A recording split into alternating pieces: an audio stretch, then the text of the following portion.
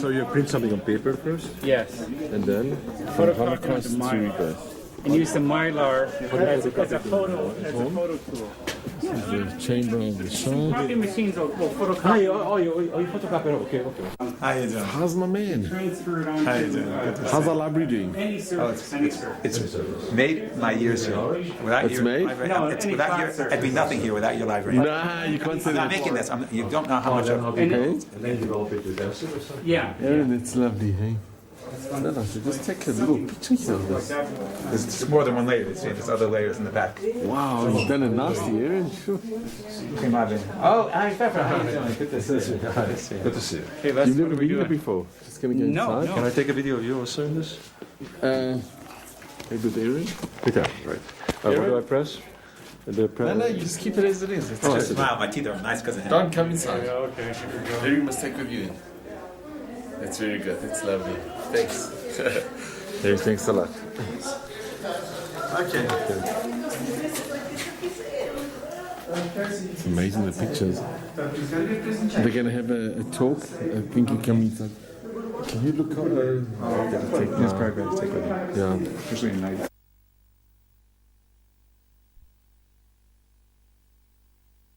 This is my claim to fame. He gave this book. I had this book and I gave it to him. Oh yeah, you did? Yeah, so in my dance day. It's amazing. You see all these. This is like a small. These are anti-Semitic cartoons and all the young. You want to go out, so let you come.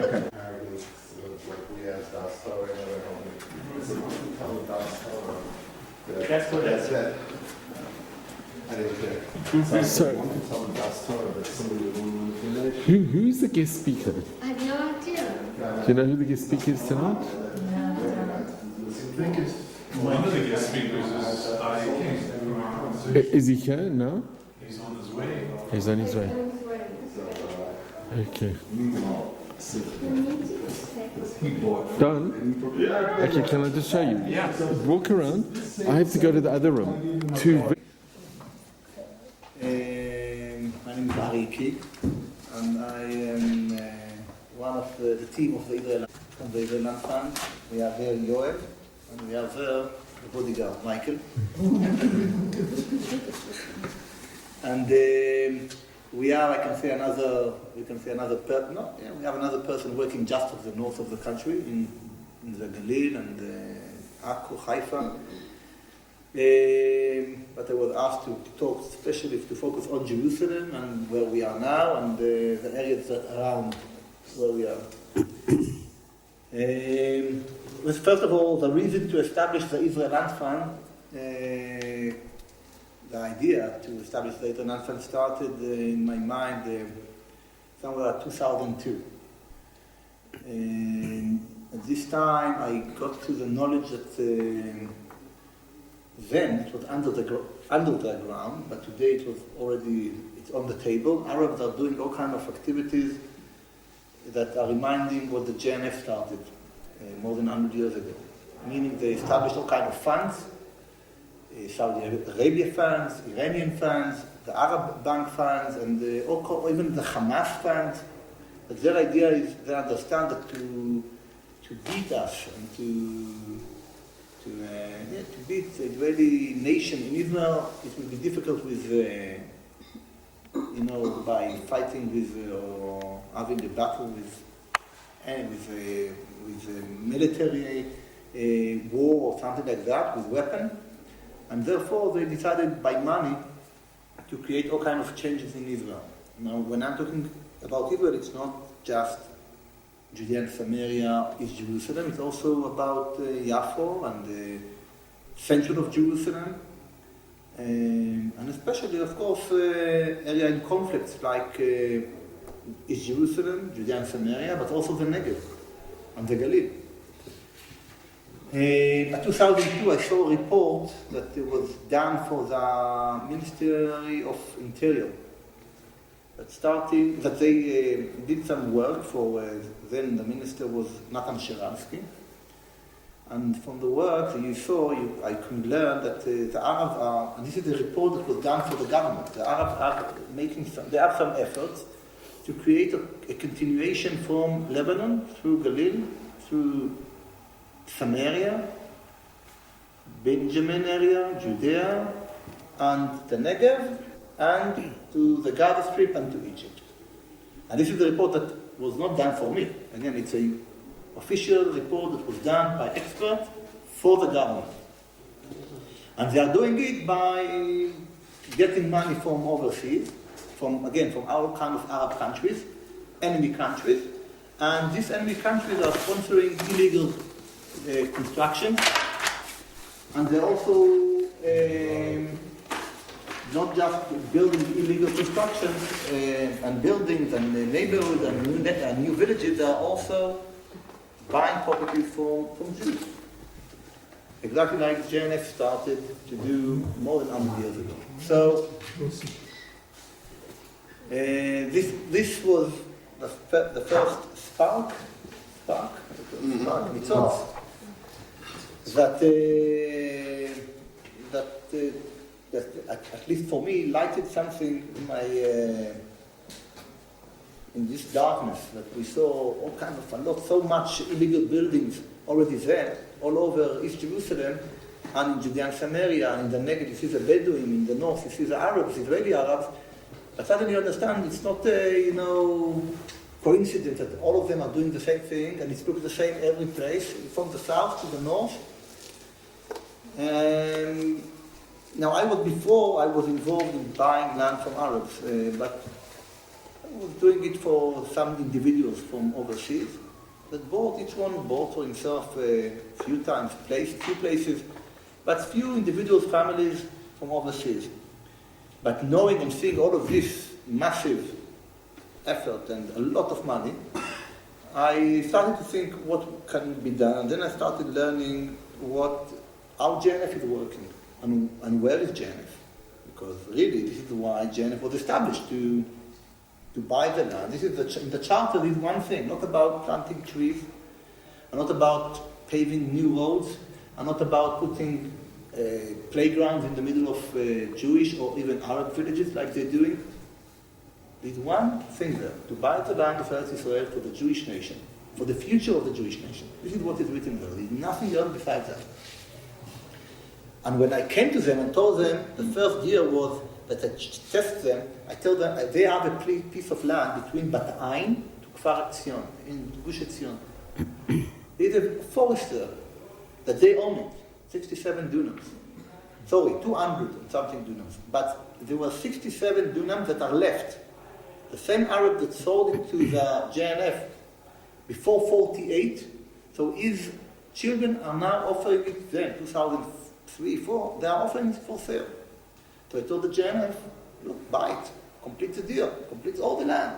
And between Bat Ain and Kfar Etzion, no Arab will own any property, and then you can connect. And then they told me, no, it's behind the green line. And then they told me that it's sensitive, politically sensitive. And again, I heard that. I kept this deal, and we tried to do, and we are still trying to negotiate with the Arabs by ourselves, and to buy it without them, without the JNF. But this was one thing. Later on, at July 2004, or maybe before, even at April 2004, there was an ad in the newspapers in Jerusalem saying that there is 96 dunams for sale in East Jerusalem in a neighborhood called Bet Hanina. This neighborhood, it's an area that it's north of Givat Zofatit, French Hill, and Ramat Shlomo, and Jerusalem has a finger. So this is the lowest part of the finger of Jerusalem. That it's from the French Hill junction. This is where the finger is starting, up to the top. This is where Ramallah is. Bet Hanina is the two middle, or the first part and the middle part of the finger. So 100 dunams there almost was owned by the Hebrew University. Hebrew University never bought it. They got it as a present, as a donation from a Dr. Nachum Onig.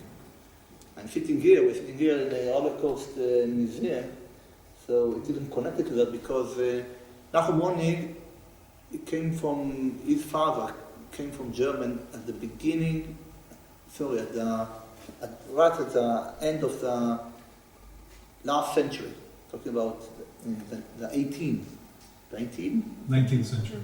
not the 9th. And the 1800s. Yeah. Yeah. And he came here, and his father established the first post office in Israel, The Turkish post office was opened here in the Hebrew University, in the Jewish quarter of Jerusalem. It was a Turkish post. And his father became also very rich from that. He was like kind of a representative of the Turkish Empire, the Ottoman Empire in Jerusalem. And at 1922, after the British took over the place, Israel, and so they went back to Germany. They went back to Germany. They were a rich family, and later, suddenly when they felt what the change is going on in Germany and the Nazism that is growing up and become a danger in front of their eyes, so they decided, Nachum, his father passed away, and Nachum, Dr. Nachum, decided to come back to Israel. And he came back to Israel. He became already a doctor. When he left, he was a child. He came, and he was very wealthy Jew, coming with his money to Israel. And at the 1930s, the last century, he bought a lot of land all over Yerushalayim. I will give you just an example. Talpiot, industrial area, belonged to him. Kanfene Sharif, all of this road, what belonged to him. And he had another land, Bet Hanina, 100 dunam. So, and he never got married, Dr. Nachum. And at the 60s, he asked the Hebrew University to teach in the Hebrew University, and they allowed him. He was teaching there. I don't know what exactly, but he was part of it. He gave the lecture. I don't know what exactly what he was expert exactly on or with. I don't remember the field that he was doctor in, but the bottom line is that at the 70s he gave Talpiot industrial area as a donation to the municipality of Jerusalem. Kanfene Sharim, he gave it as a donation to the Israel Land Administration, to the government. And the 100 dunams in Bet Hanina he gave as a donation to the Hebrew University, where he gave lectures. He was part of the staff. When he gave the donation to the Hebrew University, there was one main condition, that this would be used, the land would be used for dormitories for the students of the Hebrew University. The dormitory's name would be after his father's name, and the main street would be under his name. It's written like that. We have the will. It's written there very clear. So when he gave it to them, it was very, narrow reason to give it. Not real estate, not to build hotels, just for dormitories for the Hebrew University students of Hebrew University in Mount Scopus. And because it was for educational entity, they didn't pay taxes. Not him, and not the university.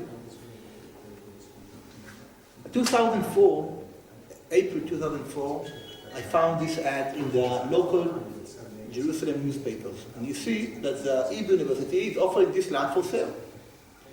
So I checked where the land is, and we found all the land, not all, most of it. And I called the family Moscovich from the States, and they told me, give an offer, $30,000 per dunam, $3 million roughly for the entire plot, the entire land. It was tens of plots. Yeah. Is this where the army base was? No. It's like 300 meters from Ramat Shlomo. Very close to the Ramat Shlomo.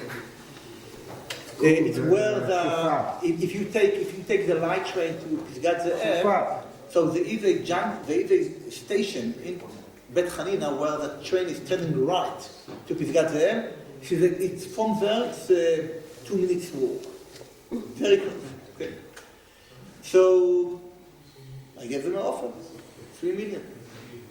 So the answer I got was that since Moscovich are known very supporting the settlements and the right-wing activity in East Jerusalem, and since they know who and I, they said it's not good for our fundraising. It's not good for our PR to be somehow connected to you kind of guys. It will affect negatively our work in the overseas to collect money. Find us a strawman or something else that it will not you be in the front. So, to tell you the truth, we started working on it, but we were not so much in a hurry. I must say that. Bottom line, 2 months later, we were working on finding to establish a company, that it will not be Moscovich, but it will be the money of Moscovich. It's an issue. But 2 months later, they sold it to a company called Majlas Elishkan. In Arabic, it's a housing office. You go to the company registration in Israel, and you see who are the owners. People from the PLO, the head of the Waqf. In Arabite, in Temple Mount, the head of the Waqf is the chairman of the chairman of the director of this company, and one of the ministers of the PLO is the manager of this company, Fahmi Shabana. So we saw that, and all the story about the history of the plot I didn't know before. Just then I started checking.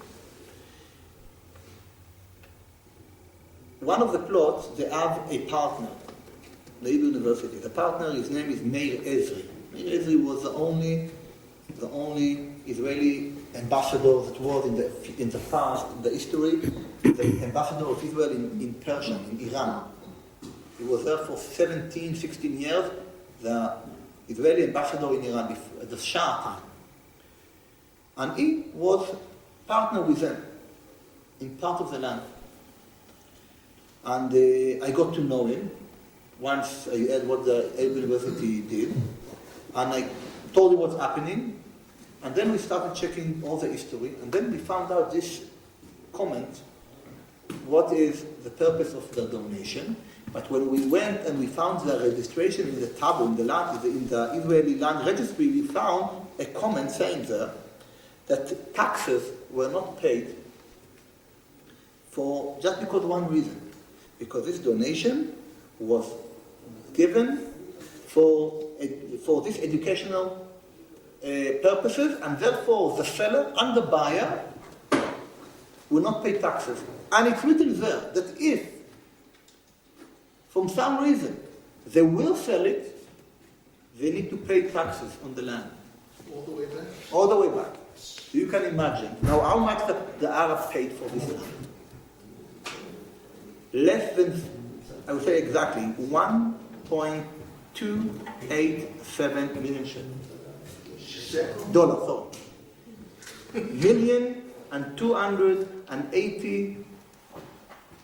$287,000. That's what they paid. Less than half than what we offer. So we went to the tax registration. Told them, look. So we went to court.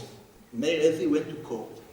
And Kadosh Baruch Hu made that the judge was Judge Shimoni, that he was in his past, he was responsible of the land registration in the land registry of in Israel district, in Jerusalem district.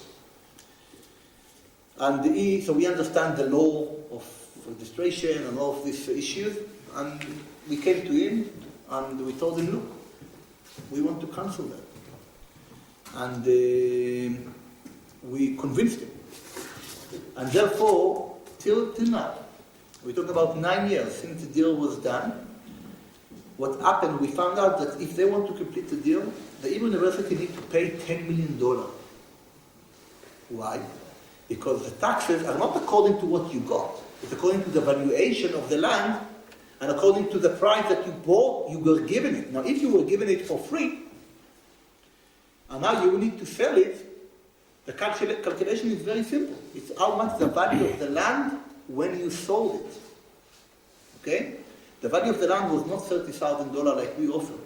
Much more. Okay? Now you need to pay the selling taxes from 1970 and all the rebates, the interest. From them, this is one tax. Second tax is the betterment tax. Because when he gave it to them, it was not worth nothing. Now it's worth, I don't know how much, 10 times more than what it was worth before. And another issue, since Nahum only got it from his father, so the calculation, it's not according to when he gave it to them, it's according to when his father bought it.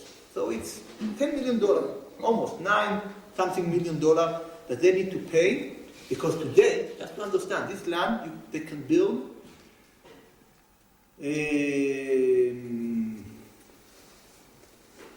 I would say close to 700 apartments.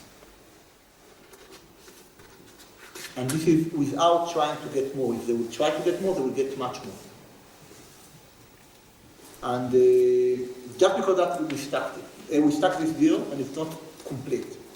But this issue, together with other issues, when you're going to Atarot area, Atarot is south of Jerusalem, and you see area that belong north of Jerusalem, sorry. You see area belong to the JNF, and you go to the land, and you see on the JNF land, you see these four things. You see 700 apartments built illegally by Arabs. One. You see a school, belong to the United Nations for the Arab, of course, on JNF land. You see a mosque on the JNF land, and you see a monument for memorandum for terrorists on JNF land, all of that in Jerusalem. And you tell all of that to JNF, and they tell you it's a political issue, we cannot touch it, it's sensitive, we prefer not even to touch it. So I told them, if you have a problem with that, I will be somebody that would give you $4-5 million and get rid of this headache. And they said, no, we cannot sell it. So I said, why not? It's, you take care of that, or give it to somebody that will take care of that.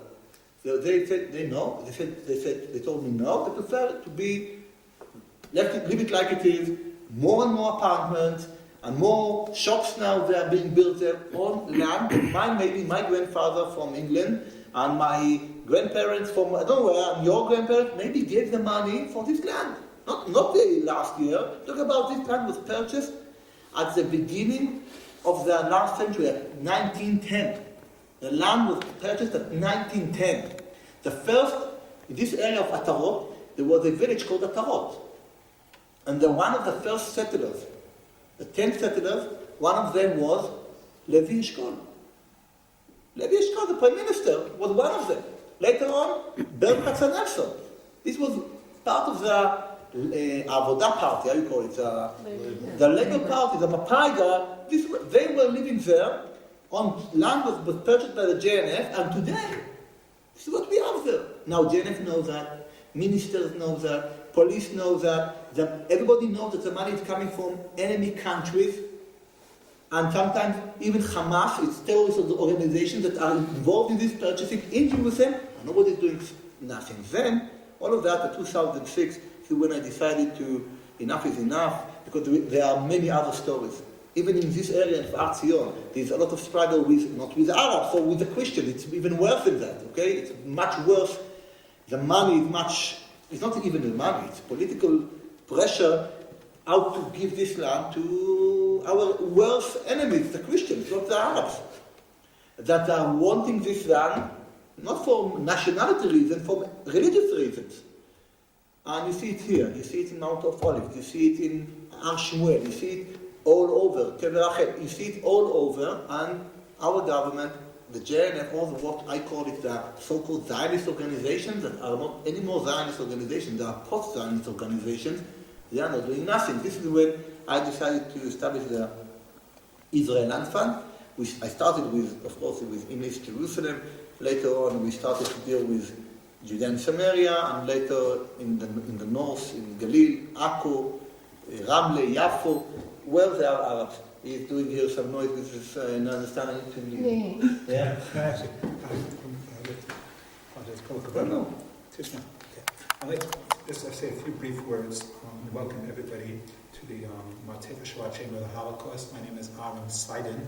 My grandparents, my father's parents, were killed by Kiddush Hashem in the Holocaust, and I'm their only grandchild. My father, although when he went to a tremendous amount in the concentration camps, I'm his only child. And just like survivors built this more than 50 years ago, myself, Ezrat Hashem, already have been manager of the museum already almost 12 years. Okay, and I want to point out one or two things here, okay? I want to mention, first of all, that it should be emphasized that this site here was not built as a museum. This is built as a symbolic cemetery for millions of people who have no grave, nor do they have any gravestone. As you see, each stone on the wall is a city or town. Each stone is a city or town in Europe, where most of the Jews killed by Kiddush Hashem in that town during the Holocaust. After the Holocaust, survivors of the Holocaust from each town put up the Matzeva, the gravestone, for all the people of their town who have no grave, no gravestone. Now, it should be pointed out that one of the central reasons the stones were put up was as follows. After the Holocaust, thousands of Holocaust survivors, they came as refugees to the newly born state of Israel. In the normal world, people come and go cry and mourn where at their family's matzeva, at their family's cemetery. Each year came the yard site when these people would need to say Kaddish, the anniversary when their family had been murdered in the Holocaust, and people had no place to come and cry and mourn. So they put up the stones. One of the central reasons was they put up the stones for psychological closure, as a place for Holocaust survivors to come cry and mourn at the stone for their town. Now, as I said, it was a symbolic cemetery, but in fact, more than a symbolic cemetery. In Toshin Tet in 1949, a year after the founding of the State of Israel, Rabbi Herzog, the first chief rabbi of Israel, together with Simon Wiesenthal, brought ashes from the death camps in Europe. There was a funeral procession through the streets of Yerushalayim, and they buried the ashes on this spot. And right here under the dock, I was told under this black matzeva is where they brought the ashes a year after the founding of the State of Israel to symbolize the rebirth of the Jewish people, rebirth of the State of Israel. Literally from the ashes, millions of people are gone up in smoke. Okay? Now, you can't see it. Okay, now, so they put the matzeva, the stones, they buried the ashes here. All the Torah scrolls that you may have seen when you go through the museum that were desecrated or burnt in the Holocaust, they originally were brought here for Geniza, for burial. So it was built like a cemetery, only over the course of decades was turned also into a museum. I also want to mention that we're open all year long from 9 to 3:45 every day, and Fridays till 9 to 1:30. The place has really, my 12 years here, the place has really developed a lot. We are now, for just two examples. For example, this year in Yom Hashoah, the main summer ceremony, which we had here at night, which was organized by the Arieh Yerushalayim together with the organization Hineni, we had approximately 500 people just at the night ceremony alone on Yom Hashoah here. And just for example, it happens to be just today, for example, who came through here today? Today we had 2 elite units from the Israeli army, plus we had 4 different large school groups, okay, plus many other people also. So their place has really been very much developing very much over the last 12 years. And I'd like to invite everybody here to come visit. We're open all year long. For a longer visit, I would say, between 9 and 3:45 all year long.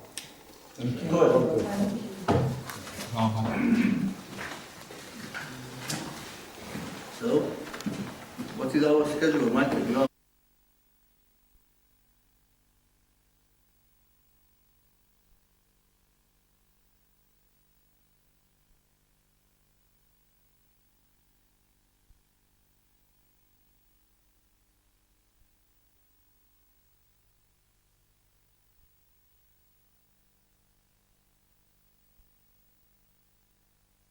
So many miracles here tonight, with people catching flights, coming here, leaving tonight, all kinds of crazy schedules, but we are here together tonight as Leib Echad, Ish Echad, Kulanu Echad, Bishvil HaKodesh Baruch Hu Hashem Echad.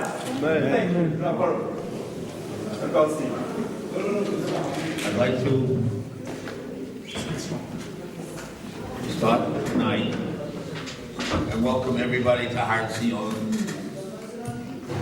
The organization we represent is ODE, the Hero of David, and right here in this beautiful place, representing King David's area, we have every Saturday night, on to Shabbos, we have here a big Malama Malka. I'd like to know about this place a little bit, that basically, in the Orna Kodesh, when I went to Spain, so the Orna Kodesh of the Rambam was really desolate. And there was a brick that I brought from the Orna Kodesh of the Rambam Shul and brought it here. To make the place a little holier than what it is. The government has put a lot of money into the place, the Hashoah, the David HaMelech. David HaMelech represents whole of David. And we have here places that we go outreach, rooms for 200 people. Yeshiva, in general, opens the doors. We're happy that tonight Rabbi Horowitz is here, Rabbi Shamayim, and other people, especially the person of the grand president and the vice president. I'd like to say a little word of Torah. We have different holidays. We have the holiday of Pesach, Shavuot, Sukkot, and we have the wartime Rosh Hashanah and Yom Kippur. What is special about Shavuot? I'd like to explain that to you. Shavuot is a relationship of father and son. It's we went out of Egypt, so then we're looking forward as the rest of the person, the will of the person, to meet the day when the Almighty will come down. That we're inviting Hashem from the heaven to come to earth to meet us, the Jews. In order to do that, we needed Achdas. After Achdas, come over. Love thy neighbor as thyself. And forget about your personal view. So that's the time when it goes. In order to have reaching Hashem Yisborach, so Hashem would demand from us to change ourselves.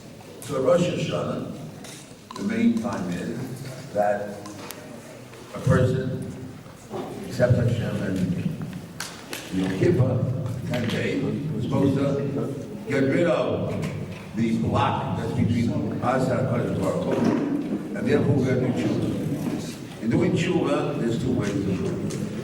One is, in Yom HaDin, it's called Ruba Kapulo, that the individual himself will be into the question of the kulo, the whole, will dissolve the individual thing, and Ruba Kapulo. In other words, the majority of what you are, that's what you get in the Yom HaDin. There's another way of doing it, which is the person who needs more mitzvahs, have the strength that will come to Yom HaDin and be able to change himself to be under Hashem's guidance. When it comes to Shavuot, we have another way of looking at those. Here we have not a relationship of an abstract concept. It's what's our rights and what's our will. We come to Shavuot, and how can we relate to HaKadosh Baruch Hu? So the only way we can say it in the emotional aspect, in the person of himself. What would he say? I'm all yours, God. Like a woman gets married, then I'm all yours. It's an emotional experience of the will of man. You're talking about therefore, when it comes to Shavuot, you have all yours. In order to do that, be all yours, you need Haftarah to come over. And therefore, it's a pleasure that we all hold. That hold, one of the things that hold represents is kindness. And to go forward, and everybody in front of Hashem should be equal. Because God loves everybody, and wants everybody to come close to Him. The way we're coming close to Him on Shavuot night is we count the days emotionally. So therefore, I'm really happy to be here tonight. I open my doors here to everybody on the Mount Zion, especially David HaMelech. And we're inviting an Arieh. Who's Arieh? HaKadosh Baruch Hu. He comes from heaven down to us. we open our doors, we're ready to accept all yours, Hashem. And what He's going to give us a present, He's going to give us the Torah. The secrets of the universe is written down. And therefore, I want to wish everybody, especially Dr. Bank, working very hard, and the presidents and the vice president, and Rabbi Horowitz, in order that we should open the doors to the father and son relationship with HaKadosh Baruch Hu. Abba, we're all yours. We're here to serve you whatever you want. We're ready. Especially with Roland Havero, a very big thing. So I want to wish again to everybody tonight a blessing from Mount Zion and the covered Torah. Amen.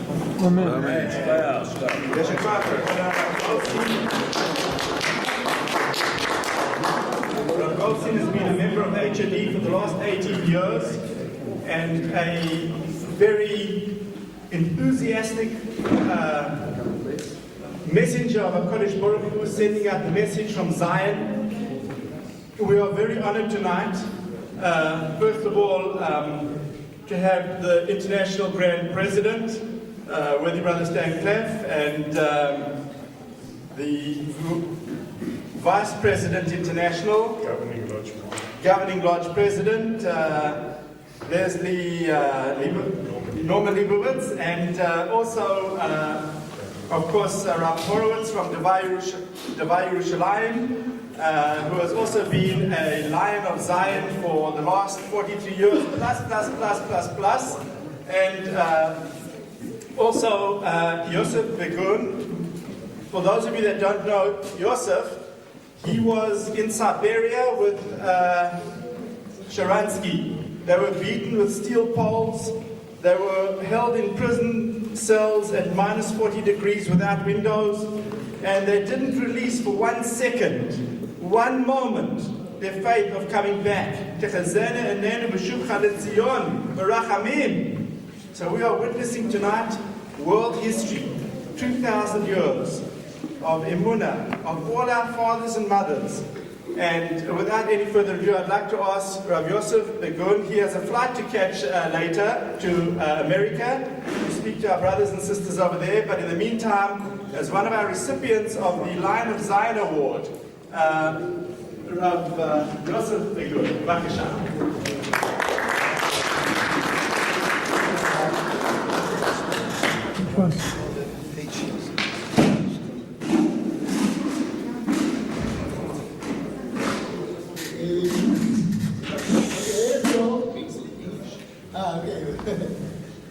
Good evening, dear friends.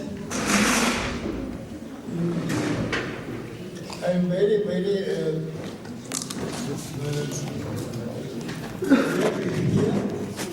And well, I don't know what to tell you because I have a lot of things to tell about the story of Russian Jews, about how we fought with KGB, how we demand right to come to Israel. I hope you know that in the Soviet Union, Jews were deprived all kind of human rights and all kind of Jewish rights. We were just prisoners of Soviet regime. We were closed behind Iron Curtain like in prison. And we were deprived to know any kind of Jewish knowledge. Not Hebrew language, not Torah. There were no Jewish schools. There was nothing. It was just like I don't know, like it was difficult to find example in our history when we were just forbidden to be Jews and to know about our people and to go out. And bless God with the help of God, of course, and with the help of all world Jewry, Jews from all the world, Jews from the United States, Jews of Europe, Jews of South Africa, who just made a great effort and demanded freedom Russian Jews and began to fight for us, for our rights, demanding from their governments to demand from Soviet government. So as a result of all this great fight on both sides of Iron Curtain, we have got opportunity to leave Soviet Union and to come here and to join our people in our Eretz Israel. And I'm very, very now touched to be here because as I don't know exactly, but I was told that these are people from South Africa. And it's a very, very hot, it's a very, very south of the world. And I'm from almost very, very north of the world, very, very cold place.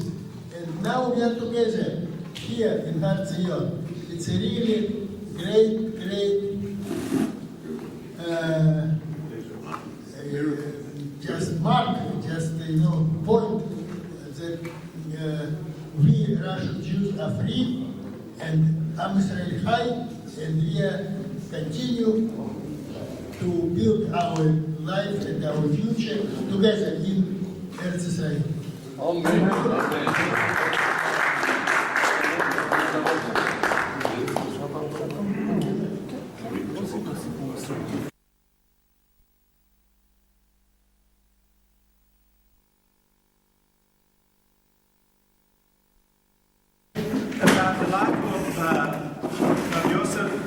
Siberia and his accomplishments since then.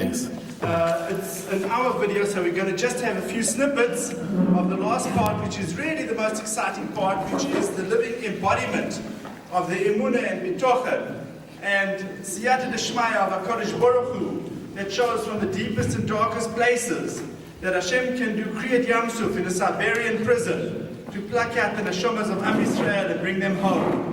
So if Larry is able to put the video on. And in the meantime, what I'd like to do is just mention that as one of the recipients of our Lion of Zion Awards, Rabbi Yosef, it's actually quite mind-boggling how humble Yosef is, that we were walking a few months ago in Bayit Vagan and we saw this sweet man. Little did we know that this sweet man took on the KGB and the entire Russian government, and they collapsed, and the Iron Curtain collapsed, and Yosef came back with his Emunah quadrupled. And this is what gives us the inspiration to say that he went from a prisoner of Zion to a lion of Zion. Without any further ado, I want to award Rabbi Yosef as a unanimous decision of our board, the Lion of Zion Award. One moment.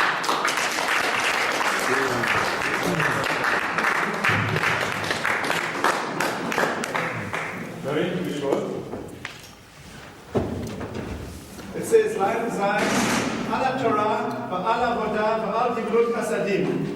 Yosef Begin, prisoner of Zion, from Zion will come forth the Torah and the word of God from Jerusalem. HOD International, Jerusalem. Yeshakar.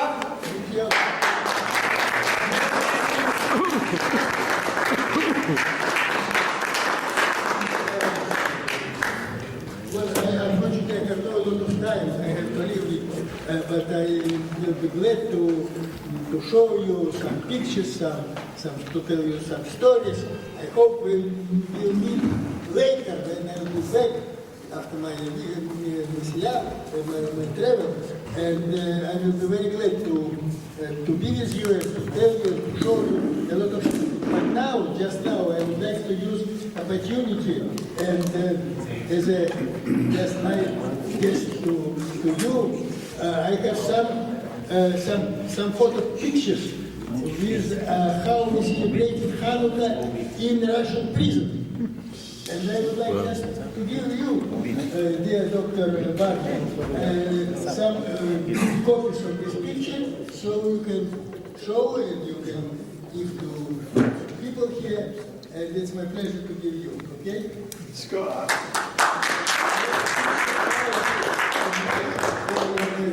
In in 72. Wow.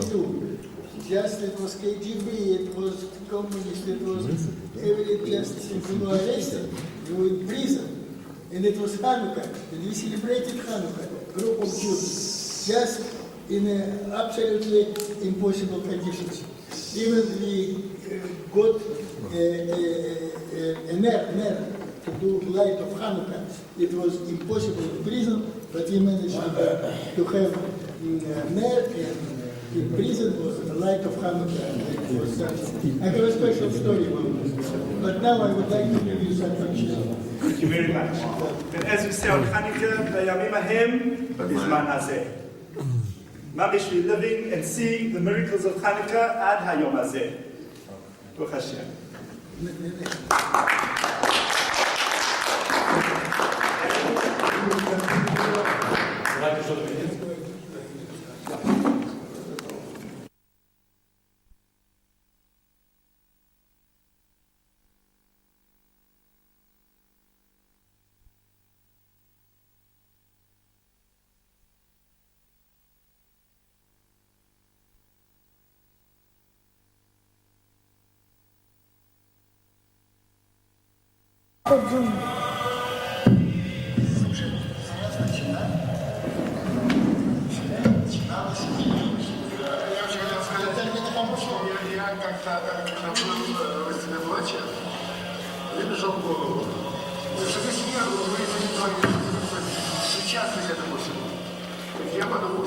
It's October.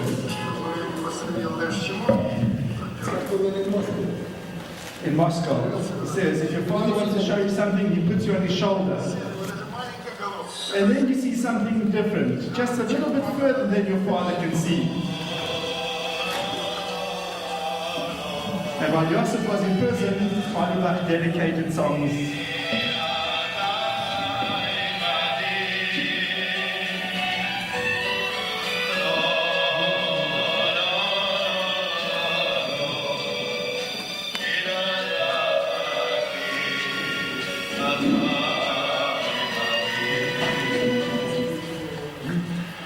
Выбрав десятилетия назад свой путь, я продолжал идти по нему и здесь, в Израиле. Я убежден, что без знания основ богатейшего еврейского духовного наследия не может возникнуть чувство сопричастности с Израилем, его культурой и историей. Свое назначение я вижу в помощи своим соотечественникам, бывшим советским евреям. Yosef helped his compatriots become proficient in Judaica and Hebrew, together with his wife, founder of the Dutch knowledge publishers, in order to acquaint our readers with the rich culture of Judaism, some of the refuseniks.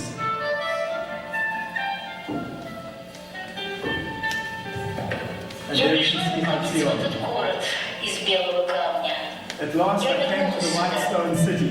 I returned to the city of my dreams. Shining brightly, and wind swaying in the park, in the mountains. Словно странник в начале пути. Я жила здесь в мечтах, хоть была рождена в отдалении, в том краю, где в мороз застывала невольно душа. Both my birthplace and my soul are bound in this place. And I am home, my heart is warm. Home, sweet home, my Jewish home, my Israel.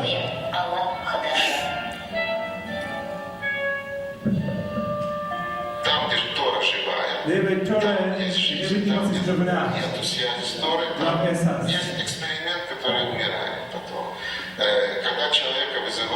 And if the Holocaust in Torah is happening, when you make the Torah reading in the synagogue,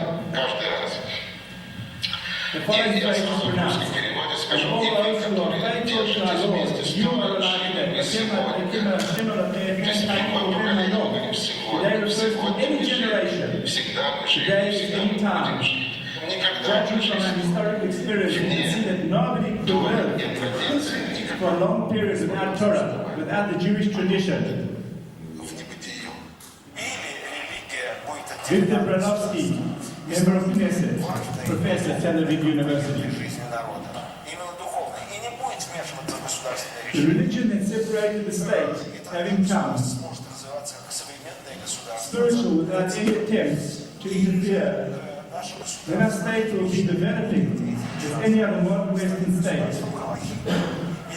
The state becomes the state of halacha, the way of Iran, Saudi Arabia, and that crushes the spirit. Here in Israel, we can blossom. Yuri Kosharovsky, activist, Fuzli. We created here the intellectual, attractive society. The Jews will be comfortable here, even half Jews. Just as Russians are proud to be Russian, the same is true of any other nation. Every ground for such achievement, and I do hope, and with the assistance of the intellectuals and the support of Israel,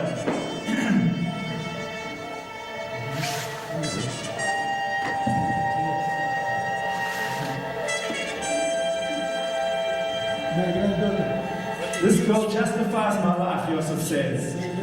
And she's giving us a secret, his granddaughter, Techezen Anenu. As a matter of fact, when I meet here in Israel, young people who speak Russian, accented Hebrew, and Hebrew accented Russian, see these ties connecting the destiny of our past with our future. With a new Israeli generation of Russian origin, I'm happy that they are rooted in Israel. Dina, the granddaughter of Yosef the Good. For this, it was all worth it. And I can also be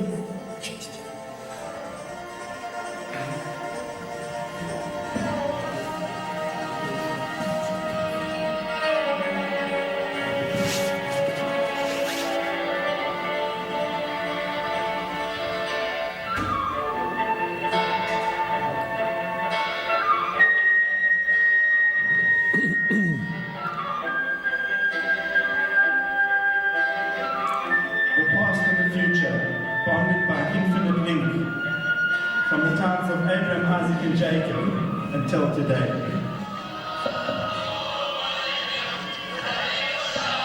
From Siberia and the Gulag, one part across the world.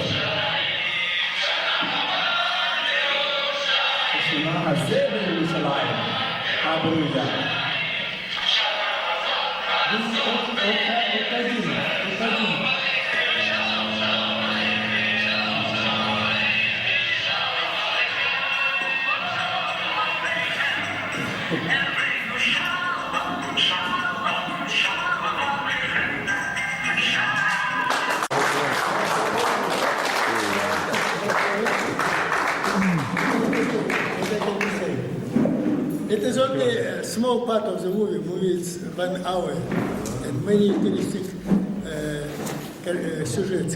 pictures there. So, okay, I'm very glad that you get so great interest to story of Russian Jews. Thank you very much. I'm very moved. Thank you. And let's be together. We come here to be together. Russians, Ethiopian, you, South African, American, כולנו יחד, כולנו יחד. וככה אנחנו ננצח. ככה אנחנו we will win. Amen. Yosef, I can only say what a privilege and a pleasure and a dream it is for us to be here together tonight. Hashem bless you, your family, which is all of us, Kol Am Yisrael. Ad Me'er V'Esim Mashiach Tzidkenu Beis HaMikdash B'Marav Yameinu Ki'ish Echad B'Lev Echad. Amen. Square, Murray, square.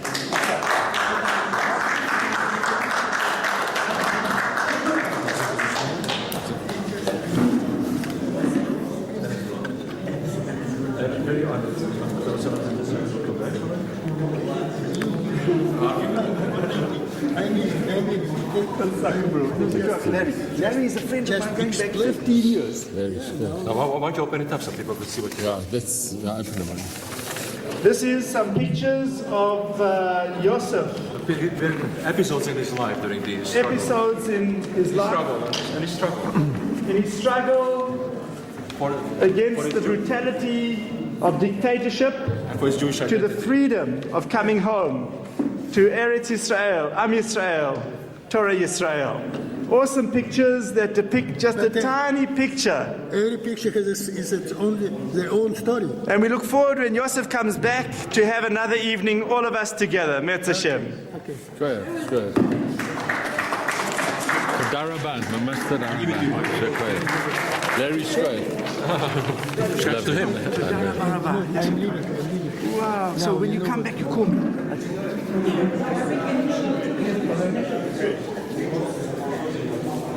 Good to see you.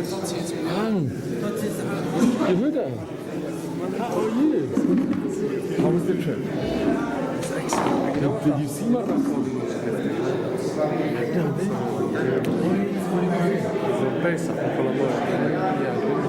make a big thing. He's a young man.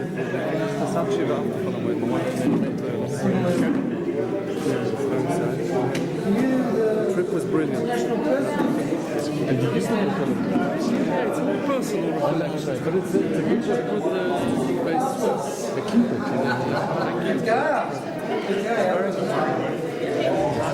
Did you video? the others, because I was talking, I couldn't video. I've talked some others video. Yehuda, let me introduce Don. Yeah. This is Yehuda. Nice to meet you, Yehuda Horowitz. How do you do, Don Lawrence? Don's in our community. Yeah. Original from the States? Canada. Good beginning. Yes. You did a good job, actually. That's it. Sit next to my buddy. He's the Rosh Hashiva at Yerushalayim.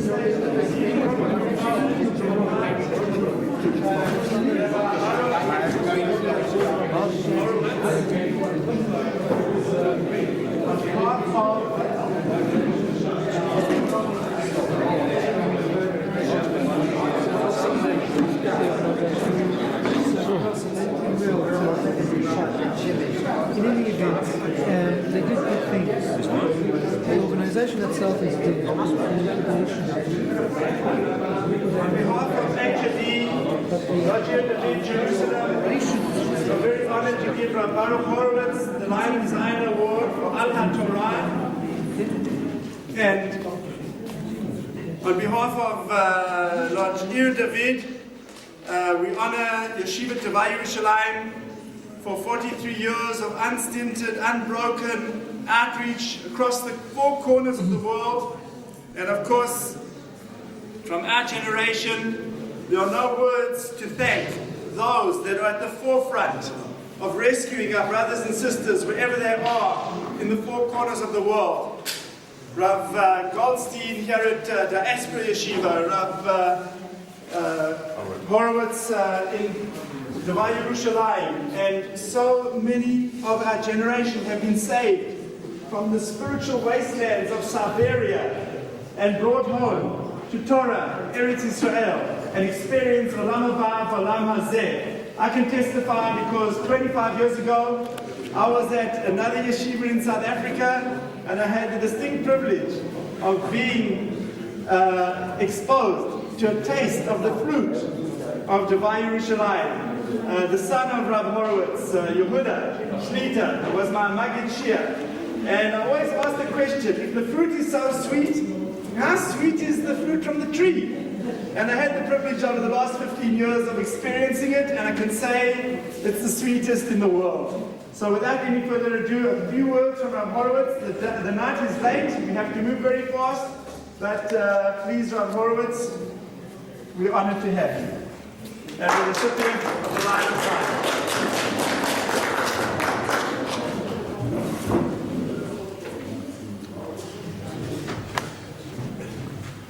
Yesterday, we counted the Omer according to the Sphira, according to the value of positive, which means the increasing glory which stays forever, which is equivalent to those great personalities from Bible, from the Tanakh, who have been inspiration to our nation, referred to Aryeh.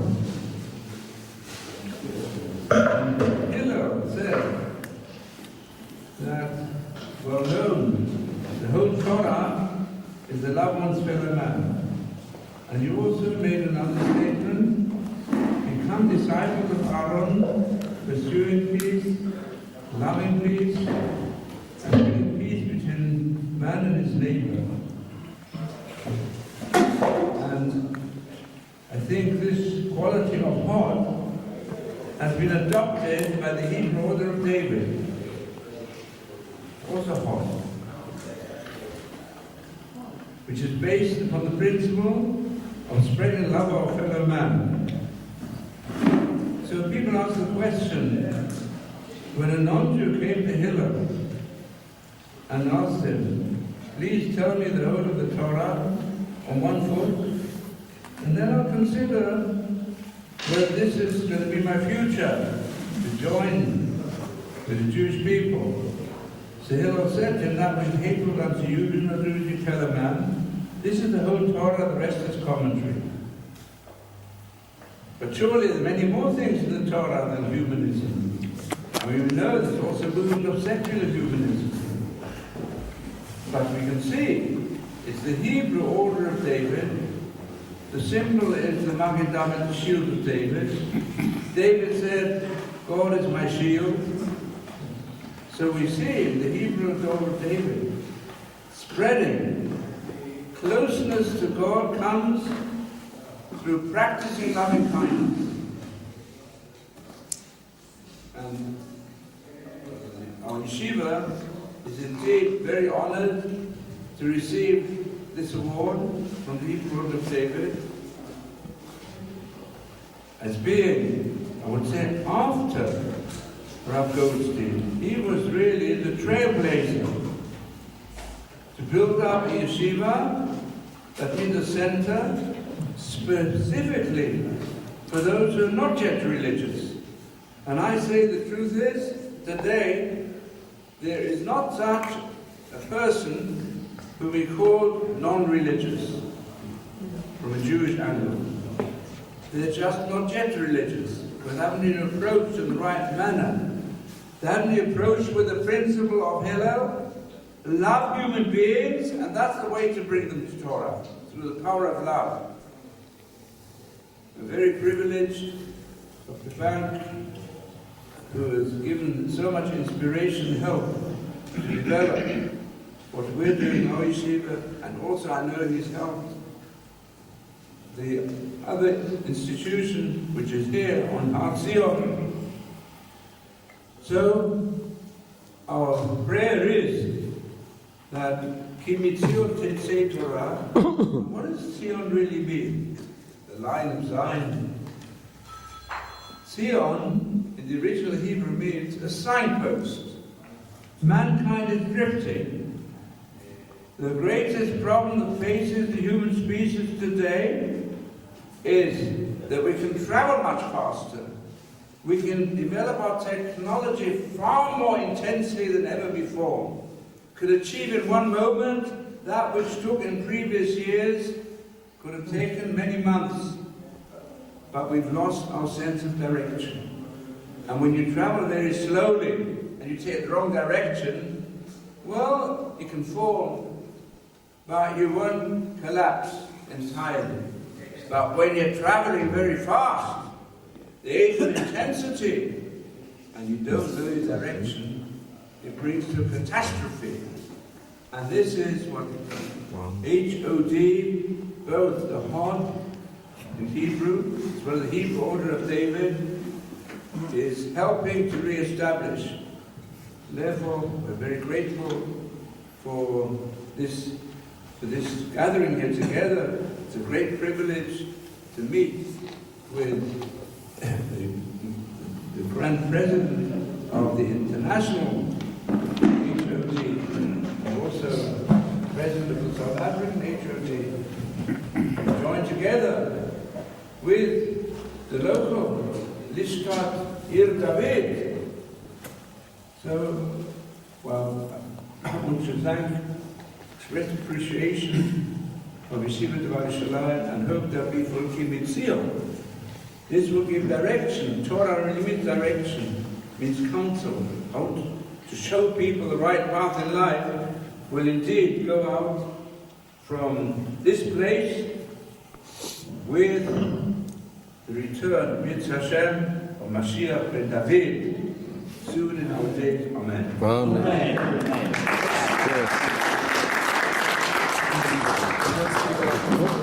Hour is late, and we have the third recipient of the Lion Zion Award, Aleph Arieh, Rav Horowitz, Aleph Avodah, Yosef Begun, for his Avodat Hashem in the most severe conditions.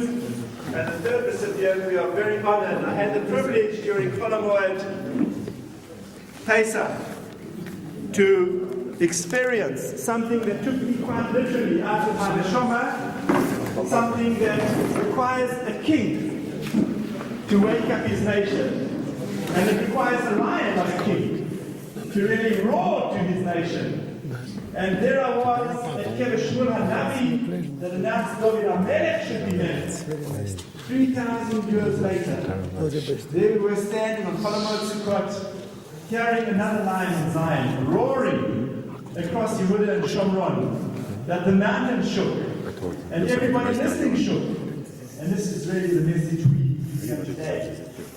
Every Jew and Jewess across the world needs to hear this critical and urgent message of how to come home and rescue not just Yehuda and Shomron, not just the Mount of Olives, where our forefathers are buried, not just other parts of Israel, but right here, this very land that we are sitting and eating the Suda celebration tonight. The Vatican, Imach Shamim V'Zichronim, have got their claws and their fangs into it. They've been fighting like piranhas for the last 65 years to tear it from our flesh and to tear us from it. And the message is, and HaKadosh Baruch Hu brings back the weak ones. With the roar of the lion and the Lion of Zion Award tonight, we are specifically and greatly privileged that Aryeh King, who really is doing the king's work, is the recipient in the Zchut of Geminut Chasadim.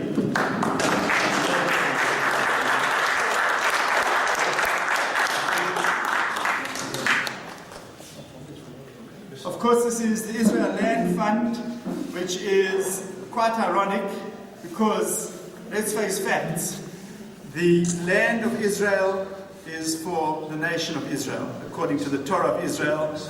And our lion, we're fighting together. Across the world, we're going to bring everybody home to celebrate Geula Shlema, Mashiach Tzidkenu, Beis HaMikdash, B'Yemei Yameinu. Arieh, if you could grace us with a few words.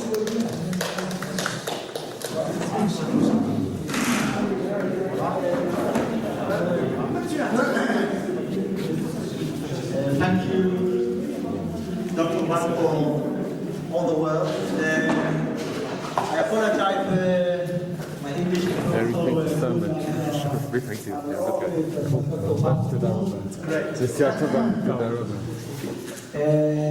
I'm talking here on behalf not of myself, on behalf of an organization of people that are committed to fight for every piece of land of Eretz Israel. Every Eretz Israel that's starting in the Galil and the Golan Heights, and it's ending today, unfortunately, just at the Gaza Strip. But we are looking on Eretz Israel also about the east side of the Jordan Valley, the great Eretz Israel. And today we have the ability to fight for the land of Eretz Israel in the state of Israel. But we are in our logo of the organization, the Israel Land Fund, you can see that we are thinking about the great Eretz Israel that was promised to Abraham, Isaac, and Yaakov. The Israel Land Fund was established for one purpose: to protect the land, of Eretz Israel. Many Jews own land in Eretz Israel, and Arabs and Christians, churches are taking over them. In the front, of the faith of the government, of the police, of the authorities, and nobody is coming to help these Jews. Today, I went to a funeral in the north, in the Tveria, my wife's grandmother. On the way, I got 2 phone calls. One guy, his name is Chazan, that he owned a property in the old city, old village of Pekin. Pekin is the only place in all of Eretz Israel that all along the history, never Jews left. Not once. Jerusalem we left. But Pekin is a symbol. If you take the note of the 200 shekels, you see there Pekin. You see there the ancient village of Pekin. Because this is a symbol, I think it's the 200, yeah, it's 200 shekels. You see an old village of Pekin. Because I'm also the president of President Ben-Zvi. That this is where he bought a land for himself, and this is where he did a house on behalf of his name. Because for him, it was a symbol of Pekin. This is a symbol of our Jews need to. No, so it's not that. So 200, maybe it's 100 shekels. 100? So you see, it's good. I don't have enough money to remember what you 200 shekel. No. So check me. It's 100. Hey, 100 is Benzi in one side, and at the other side you see the pictures of Pekin. And I will read for what is written on the note. אני מאמין, this is Benzi said that. אני מאמין בעתידו של העם היושב בציון. I believe in the future of the nation that sits in Zion. כעם עובד על יסודות דמוקרטיים ברוח חזון נביאנו, נביאי האמת. ומאמין אנוכי שרק כוח אחד, מגובש ומנוקד, יוצר ופורה, יהיה מסוגל ומוכשר למלא את ציודה ההיסטורי של הנעלה של אום. It's a very dirty note. But there is one thing, very, very small. It's on a door. It's on a door of the synagogue of Pekin. This synagogue, if you would go and visit this synagogue, you will see that the synagogue is built also with stones from the first temple. So this guy today, on the way to the funeral in Tveria, is calling me, this Chazan. And he owns property there. And he's calling me, he's facing a problem. Arabs break into his property. The first floor, they light it on fire. And the second floor, they told him that if he would come, they would light also this floor on fire. So he called the police. The police told him, what do you have to do, sir? So he called me and told me, Arieh, I don't care what. Just your organization take it and do something with it. Now, unfortunately, this Chazan is from today. But we are facing daily, we are facing not in Pekin, in the middle of nowhere. I believe many people here visited there, unfortunately. Even though it's so important place of the history of our nation. Rashbi and all of that. Again, Rashbi was hiding from with his son in the cave. It was in Pekin. But I thought things like that are happening also in Yerushalayim. Happening in the center of Jerusalem, in Shimon HaTzadik. Last week at Sunday, a Jewish family that owned the property, Arab had the courage to come in the middle of the day to put fence. And when I came Sunday, I took the fence down. I came again on Tuesday, the fence was back. I took it down again. But there were 10 Arabs, so I called the police. So the police are coming and telling me, what are you doing here? You are causing provocation. So it's like that. Don't worry, we will be there in the middle of some night in the next few days, and we will go because they also planted trees in the land belonging to the Jews. It's 80 meters from the night train station. You can see it from road number 1 when you drive north to Kivat Safatit to Friendship. And nobody is noticing what's happening under our nose every day. When you go to Mount Olive Jewish Cemetery, and you drive in, you get to the cave of Admor Migur. 20 meters from the great cave of the Ger Rebbe, you will see an illegal, enormous building. It's built during the day. And the people from the coming and visiting, including the Admor of Gur, are calling the police. They are saying, we cannot touch the Arabs. It's sensitive. So that this building is done. And the last 2 years, including last week, during the Yom HaZikaron, the memorandum day of the people that were killed in the army, soldiers, and in the middle of the day of Yom HaAtzmaut, Arabs were building illegal buildings. Listen carefully to what I'm saying. If this is a cave of Ansbacher that was killed after 1939 by Arabs in Yemin Moshe, so we count 5 meters, and this is where the Arabs are building 300 square meter illegal building.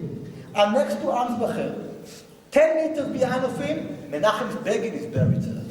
And next to Menachem Begin, Barazani and Feinstein. And all of this plot area is called Cherkat HaKedoshim. Because everybody that are buried there, 90% of them, or were murdered at Tarzach or Tarpat, or doing 48 war, or after that doing all kind of terrorist attacks on Jews. And 10 meters, 5 meters from our brothers and sisters and fathers, Arabs are allowing themselves to do it. And you know what? If you go out from here to the parking lot, you can see it. So everybody sees it, but nobody is stopping it. And this is what we are facing. And it's not one Arab here, one Arab there. It's an organized effort, like being sponsored by a lot of money from Saudi Arabia, from Iran, from the Arab Bank, from Hamas fund. Now it's not that we are saying that and maybe we're graduating with everything. No. It's everything we have on papers, on documents. Even in the Knesset, the head of the Shin Bet said that. But even so, everybody knows, nobody is stopping that. And this is why in 2006, it's not just now happening. Unfortunately, it's happening for more than 10 years. This is why in 2006, I decided to establish the Israel Land Fund. Israel Land Fund, I would say something that is very, some people will say, okay, you are a real dreamer, but it's not so difficult to get to this goal. Our goal is to replace the JNF. It's not at all difficult, because JNF are not doing what they should do, to buy land from Arabs, because it's become very sensitive, not politically correct. But they don't understand that Eretz Israel is not a politically correct. Eretz Israel belongs to the Jewish nation, and we as an organization, we do everything we can. We will do, and we are doing everything that we can in order to protect the Jewish properties. By the way, just here, if you go from here 100 meters, you will get to a big gate that was open for years, and Jews were allowed to enter there. I think it was a year ago. The church decided to close it. Not in the middle of the night. In the middle of the day, they put a cement, blocks, and therefore, since then, Arabs are not allowed to enter in this gate. Sorry, Jews are not allowed to enter. It's a public area, but the church did that. And nobody wants to take care of this issue because it's sensitive. And it's happening, of course, around the Temple Mount, where Arabs are burying the other illegal cemetery around the Temple Mount, and we took them to court. It's not to take the Arabs to court, it's to take the government. We are forcing the government of Israel, we are forcing the municipality of Jerusalem to enforce the law in all areas of Jerusalem, and that we will feel the Israeli sovereignty everywhere. Look, our organization, the way that we are doing this work, today, by the way, we are working in the Golan, in the Galil, in Akko. In Akko, there is a synagogue of the Ramchal. The synagogue of the Ramchal it is a beautiful synagogue, but no Jews living in the old city of Akko. So in 2008, we purchased the first property from Arabs, and today we have 30 Jews living there. And we all slowly will have more. Today it's students, later we hope to be families.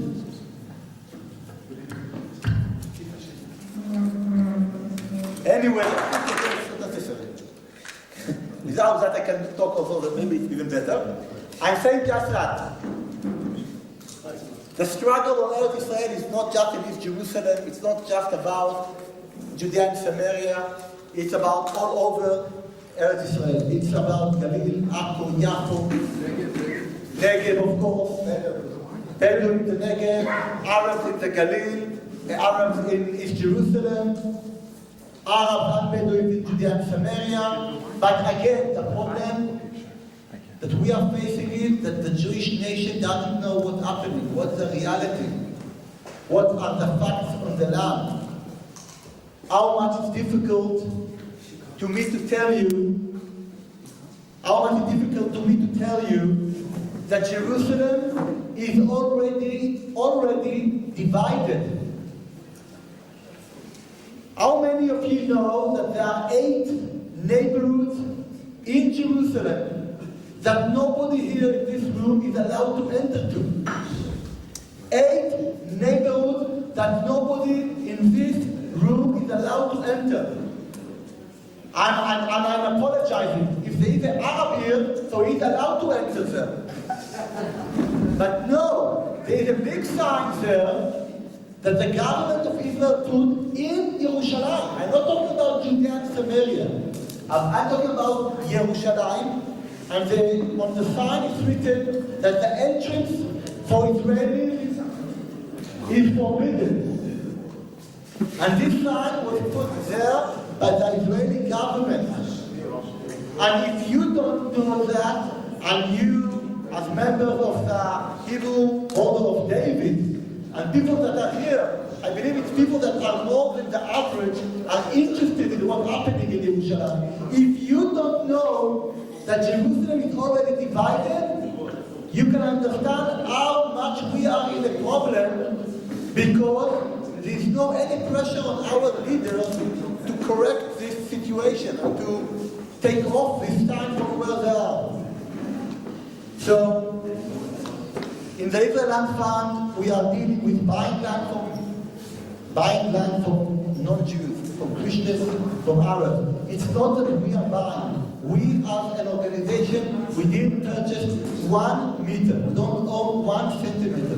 We have a goal that every Jew in the world will have a piece of land of Eretz Israel. I don't want to have Jews to own properties all over the world, but not 1 dunam in Eretz Israel. If you own land in Eretz Israel, you can keep more mitzvot. It's not a shmita. We have in a year or so, we have a shmita. You can live in Borough Park, you can live in Woodmill, you can live in London, you can live in Paris, but you still can keep shmita if you will own your own land in Eretz Israel. And even if you live in Tel Aviv, in a nice apartment, but you don't own a land, an agricultural land in Eretz Israel, you cannot keep all the mitzvot of your parents. So we are calling to Jews to buy land in Eretz Israel. It will first save the land from falling to the Arab hands, and secondly, it will allow you to keep more mitzvot, and will connect you better to Eretz Israel. Second thing is that we are protecting the Jewish property that already belong to Jews, and the third is to explain to the people what is really the reality, because people do not know how much we are in trouble in Jerusalem, in Israel, because of all kinds of reasons, our leaders don't want to touch these sensitive issues. So again, I want to thank Dr. Ban. I want to thank all the members of the Hebrew Order of David. And I want, every time, wherever I'm talking, in Israel, outside of Israel, I have one goal, that everybody will remember what I said. Not all everything, but just they will remember one thing. So today, we are at the Monday evening, or sorry, the Sunday, but even before Monday. So I just want to ask everybody here, to remember that for me, every Monday is Yom Yerushalayim. Every Monday is Yom Yerushalayim. Why that? First of all, don't answer because you heard it from me. Why Yom Yerushalayim is every Monday? And it's not that I decide that. Exactly. No? So Sion HaKippur. The Leviim decided that. It's not me. If the Leviim decided that every Monday the Shir Shel Leviim will be about Jerusalem, so who am I that I will not follow the Leviim? So I ask everybody to remember every Monday to remember Yerushalayim and to ask yourself when you read the Shir Shel Yom of Monday, ask yourself, what did you do for Yerushalayim? And I know that every Monday when I'm asking myself, I know I didn't do enough. So I ask you also to think like that, like me, and to think how every Monday, and this every Monday, I hope every day, think how you can do more for the sake of Yerushalayim. Thank you very, very much.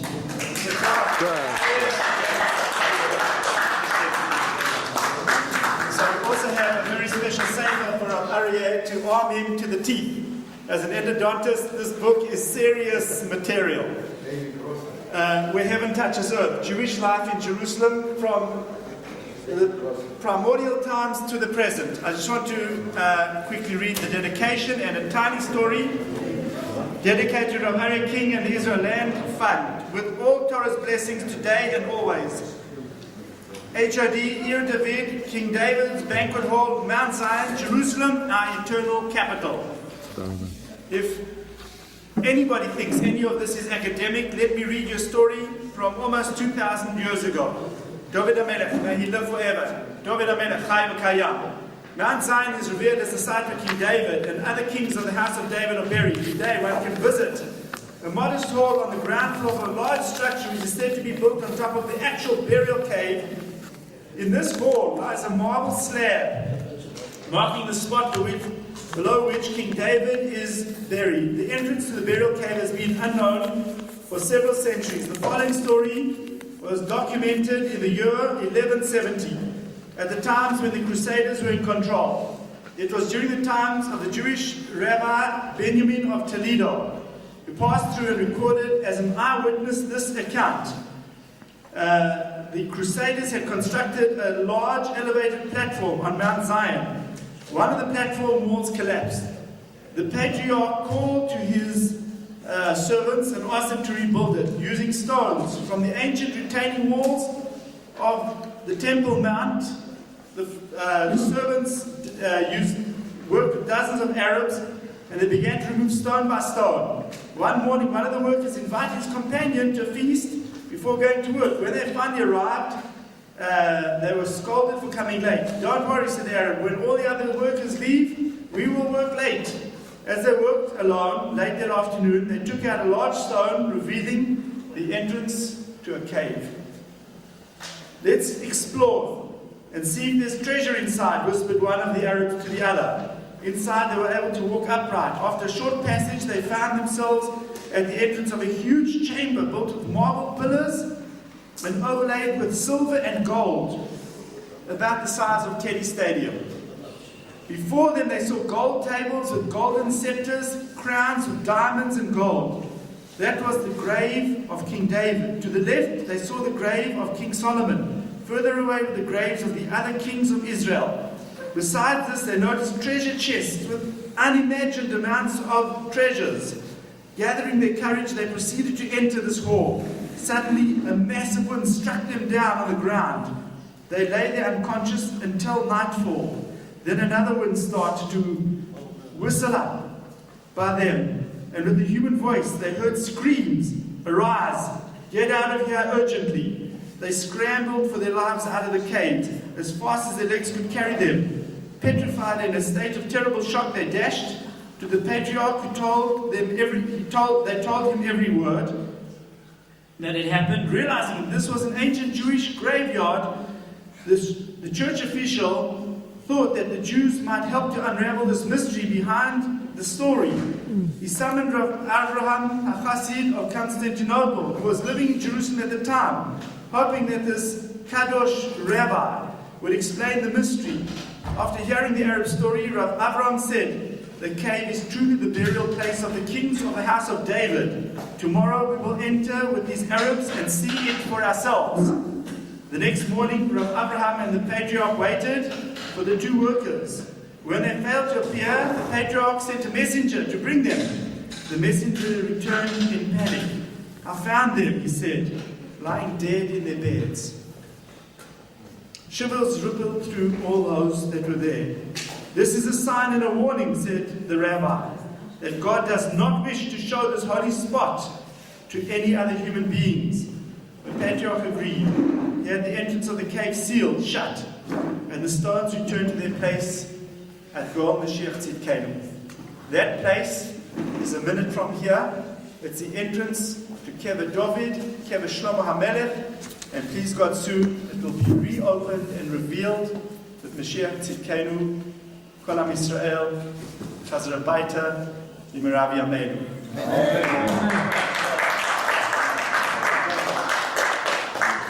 This is just one of the treasures in this book where heaven touches earth, and I know Arieh is going to share these treasures with Am Yisrael. Thank you very much. Again. At this stage of the proceedings, we're going to do Bekat HaMizot in the Biggest preceding. You know, I'm saying something.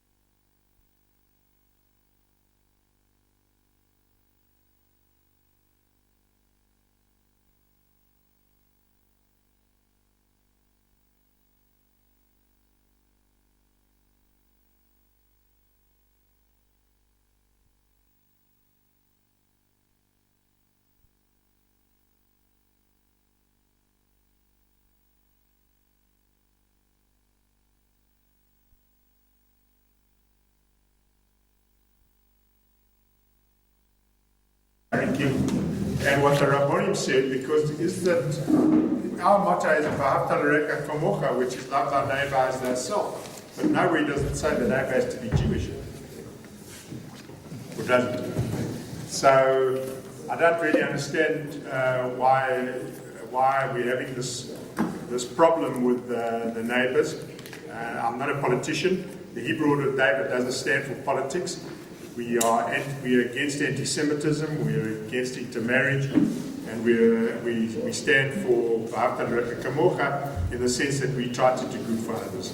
So we're apolitical in that sense. But I really want to congratulate those Lions of Zion and to understand and to thank really Brother Dr. Murray Bank for putting this show on.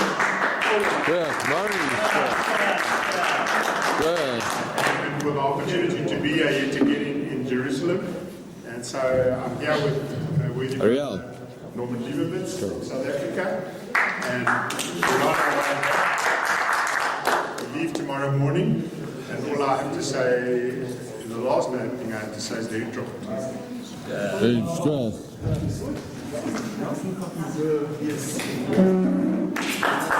Without any further ado, we'd like to invite everybody to the Kat Mazon, and afterwards, obviously, if anybody wants to stick around, there's dessert for those that don't dessert.